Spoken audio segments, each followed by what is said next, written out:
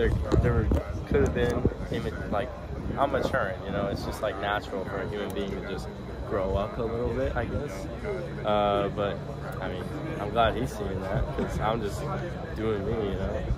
Did it take a while to just recover from the way last year, from getting pulled from the Nebraska game and then not even getting a chance to kind of redeem things over the last couple of postseason games? Do you feel like that took a little while for you to recover from that?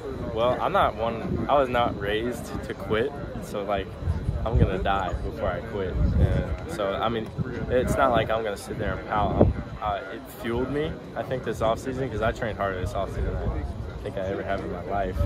I mean, people would hear that and they think like, oh, he's like physically just taxed every day, but really it's just, I think I pay attention more on the finer details of things because like the way you think could change how you kick, not necessarily the ability you have, you know.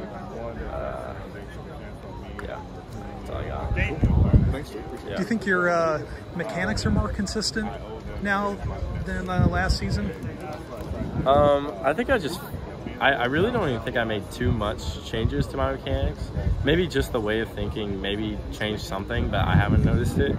But really just what I think is helping me is I started paying more attention to like the small details of things, like the way I think in practice, because like your mind can wander, and I figured out this offseason, like the technical piece, there's like this moment in my kicking routine where your mind is allowed to wander, and what I've focused on is like picking something out in my kicking routine to replace into that empty space so it doesn't allow my mind to wander and think about other things. So I mean, I have like an Apple Watch I've been wearing during practice, and it tracks my heart rate, and my heart rate has been down a lot, like, so I feel more calm and composed, you know, because the way of thinking, I have like a set idea.